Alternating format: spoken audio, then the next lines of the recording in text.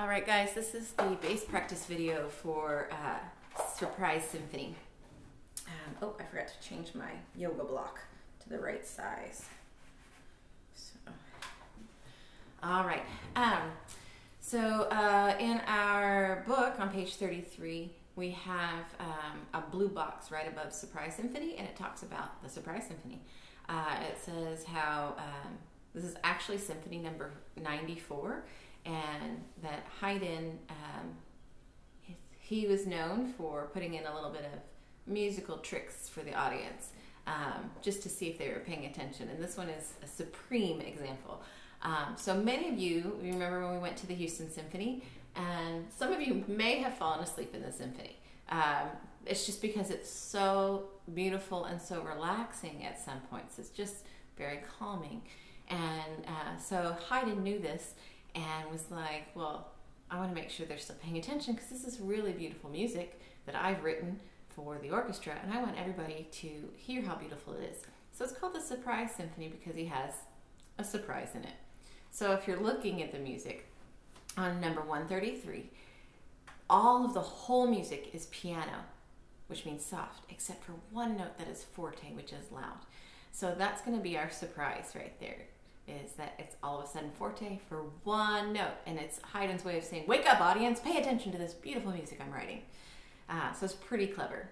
So first up, before we go through the practice tips for this, I want to go ahead and make sure we know our note names. So if you haven't written in the note names and you want to go ahead and write them in and then check your work, I'm going to go ahead and read through them really quickly, probably faster than we're going to play. So are you ready? Are you mark a set? Here we go. C, C, E, E, G, G, E, F, F, D, D, B, B, G, C, C, E, E, G, G, E, C, C, F sharp, G, G, F, G, E, G, D, D, D, E, F, G, A, G, F, E, D, D, D, E, E, G, G, C, C, E, D, D, C, B, A, B, C, C, C, rest. Did you get in all of that? It's okay if you need to press pause and go back again. I think you might be able to listen to it slower so you can make sure you get everything right, or you can just rewind it and do it again. It's okay if you can't say them quite that fast just yet. I know that you're working on reading notes faster, and I think you'll probably get it pretty soon. Okay, so I want to work on just the practice spots first before we play through the whole song. So if you're having troubles when we get to the whole song with like the first measure, then I would recommend that you practice that first measure and just take each measure by itself and practice each measure by itself. So I'm going to show you some practice tips on what I think are the trickiest spots in this song, and then you can certainly apply those, copy-paste to other spots that are also tricky in this song. I'm just not going to do every measure for you. You're going to have to do a little bit of work on your own. Okay, so I'm looking at measure 7. So this piece talks about rehearsal marks, which is just the measure number with a box around it so it's easy to find. So like for example, in symphony, we play music that has like 120 measures. So for me to say, okay, we're going to start at measure 72, it's going to be really hard if everybody had to start at measure 1 and count all the way to measure 72. So it's just either the composer or the editor may have put them in just for its easy access for orchestras to start at a place together. Sometimes they'll also use letters, like letter A, letter B, and sometimes they use the measure numbers. Sometimes they use numbers that don't line up with the measures, and that gets really confusing. So I usually make my kids, if it says that, I usually make them change it to letters, because square 1, well, is that measure 1 or is that the one with a square around it? Like, that sometimes is tricky. But sometimes you'll see that. So this case has the measure numbers, which is the most common and definitely the easiest to find where you're starting.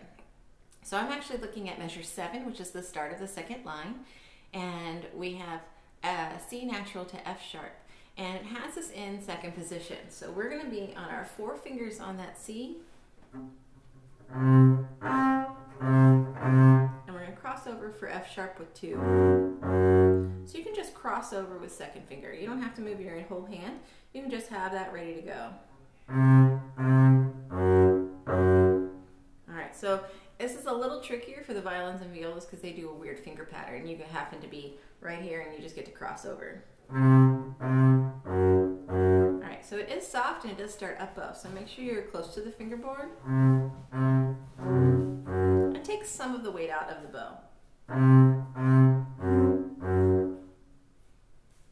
Alright, so the next part is to add in the next measure. So we are soft for this whole thing.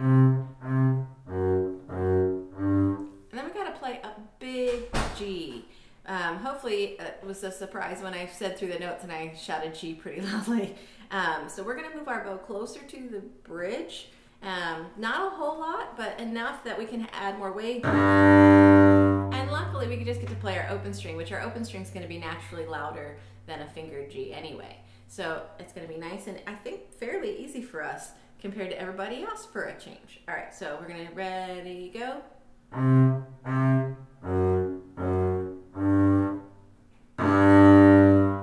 So notice how I'm moving my bow, I'm getting close to the bridge and I'm adding more weight. I'm also lifting. There's no lift mark there because you are going to go the right direction.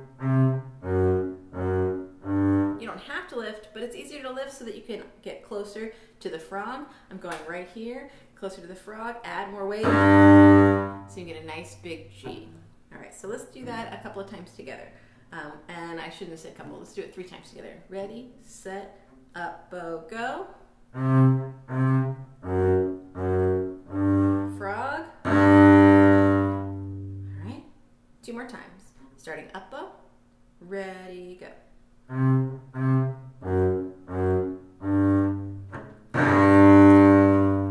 right, and last time together, starting up bow, 1, 2, ready, go.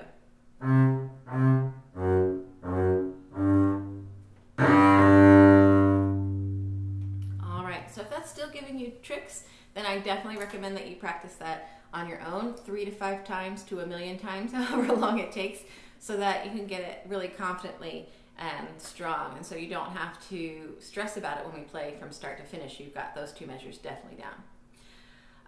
The next trick is measure 9 itself is a little tricky. We're going to talk about that in just a second, but we're just going to go from the loud to the soft now. So we're going to do that loud G, and we just played here. We could play first finger. I'm going to play first finger because we have a slur to second finger, and I'm just going to kind of push second finger, make second finger push first finger out of the way to come back. So I'm going to do like a little inch crawl worm thing, which is a very cello thing to do. I do not know if that's a bass thing or not, but it sounds good to me, and that's what's going to make this sound better for me. So hopefully that'll work for you. Another option, you could play 1 and cross over to 1 for that low G, or you could just come back to first position and do 2 and 2, or you could do 2 and squish 4. However, it sounds best and smooth on that slur in measure 9, but we're not there yet. I just want to go from the G to the F natural. So we just played F sharp in measure 7, but in measure 9, it's F natural. So we play our big loud G, and then we're going to move our bow to play F softly. So my G is down here, and as I come and cross over, I'm going to scoot my bow up to play a little soft F. Okay, so now let's put that together from 7, 8, and the first note of 9. 1, 2, 3, 4.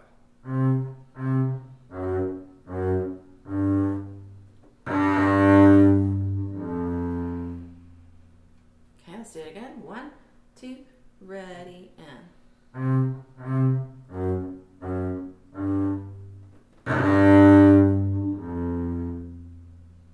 So we spent a lot of time on this spot because it's quite tricky to play soft and then loud and then soft again. And we only have 1 note that's loud, so it's really, really important to make it the surprise that it is to play soft before it and soft after it. That'll make that forte even more effective and even more a surprise. So the next spots that are hard are 9, measure 9. So we're going to do the first two notes together. So I'm actually going to go from here, I mentioned F, to G.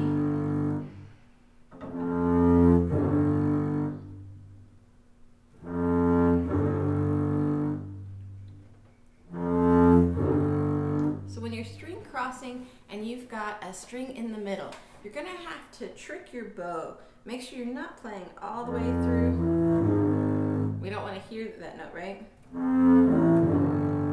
We just want to hear the F and the G.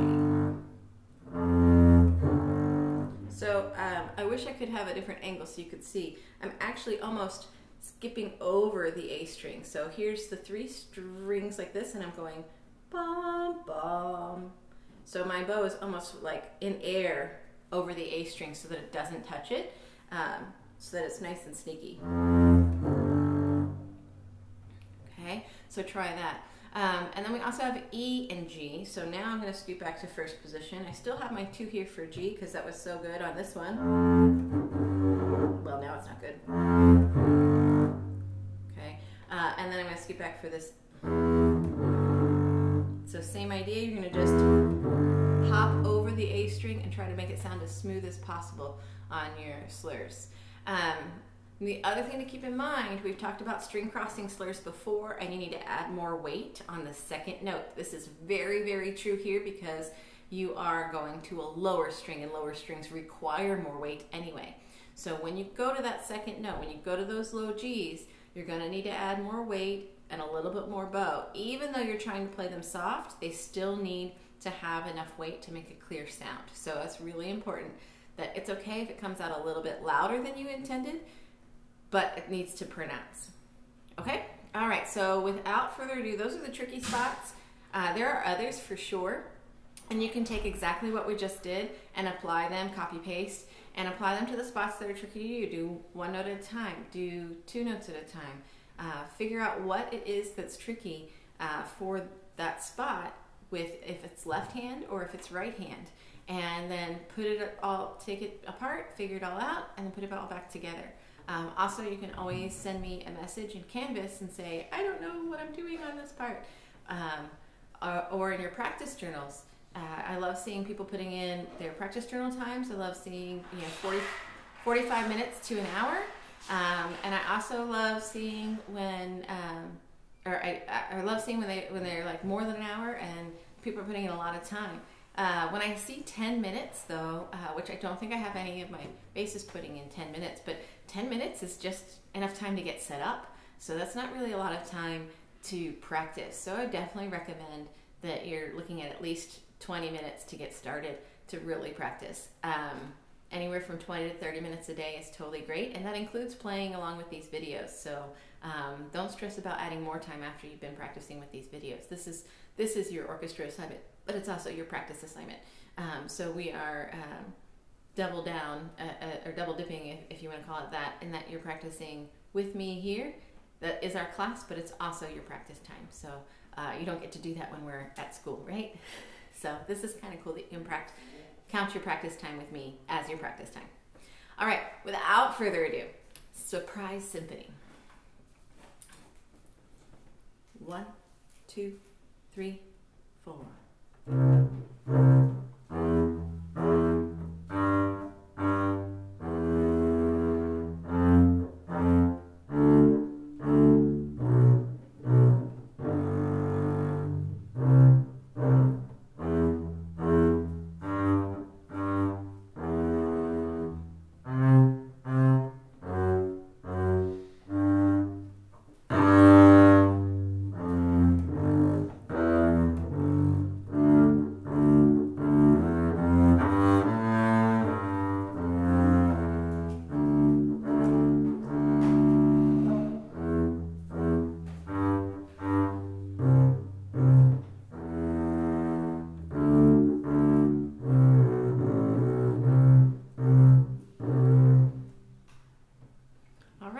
So remember, if you had trouble playing all the way through, then pause, figure out what went wrong, practice that measure or that spot, and then try it with me again so that you can play it from start to finish. This is a really lovely song. Hopefully my surprise was effective, and hopefully yours is too. All right, I'll see you in the next video. Bye, guys.